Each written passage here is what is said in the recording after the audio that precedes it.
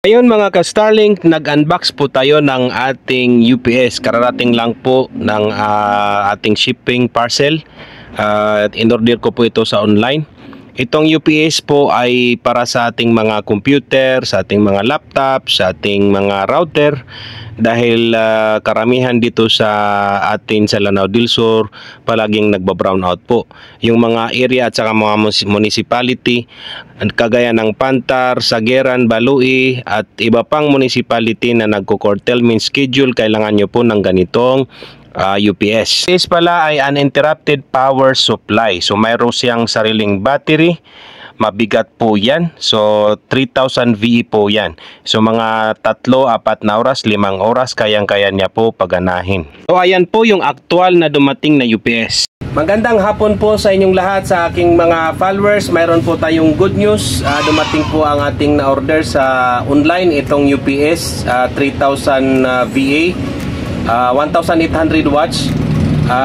Bakit ko po nasabi na good news? Dahil sa lahat po ng mga munisipyo at saka lahat ng mga area na nagba-brown out, kailangan nyo po ito sa inyong mga computer, sa inyong mga router, sa inyong mga Piece Wi-Fi window machine, para po tuloy-tuloy na may kuryente ang ating mga Piece Wi-Fi window machine. Ito po ay lalagay ko doon sa aking Piece Wi-Fi window machine sa may Pantar, para lahat ng aking mga client or customer para tuloy-tuloy ang kanilang pag-internet. Dahil may curtailment schedule po na mula alas 4 ng hapon hanggang alas 9 ng gabi. So kahit mayroong 5 hours na brownout, kapag mayroon po kayong ganitong UPS, hindi po mamamatay yung inyong mga Piece Wi-Fi window machine.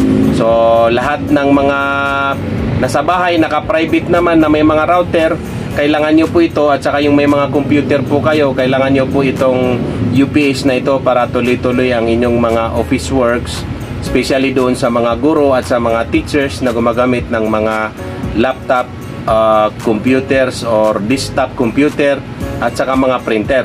Dahil hindi po ma-stop o mahinto yung mga trabaho online. So ito ipapakita ko sa inyo mamaya kung paano ko ilagay ito sa aking Piece Wi-Fi window machine. Abangan po ninyo. So sa lahat po ng aking mga followers na gustong mag-order ng UPS 3000 VE, nilagay ko po dyan ang link sa description ng video. So i-check nyo na lang po sa inyong mga cellphone magkano, at baka sakaling may mga voucher kayo para maka-discount kayo sa ating UPS na 3000 VE. Ang 3000 VE po ay nasa 1800 watts. So kayang-kaya po niya paganahin ang inyong mga Piece Wi-Fi window machine kapag nagba-brown out. So ang inyong mga customer ay hindi nabibitin pagka nag-internet po sila. So ganun po kaganda ang may UPS na 3000 VE. Gusto ko lang pong linawin na ang UPS na ito ay hindi compatible or hindi siya pwede sa Starlink na pang 24 na oras na may kuryente yung ating Starlink, dahil maliit lang po yung capacity nito. So doon lang po yung sa mga computer, laptops, mga printer at saka router na mga Wi-Fi router sa ating mga bahay. So yung mga router na po natin, pag may UPS kayo, tuloy-tuloy po ang inyong internet.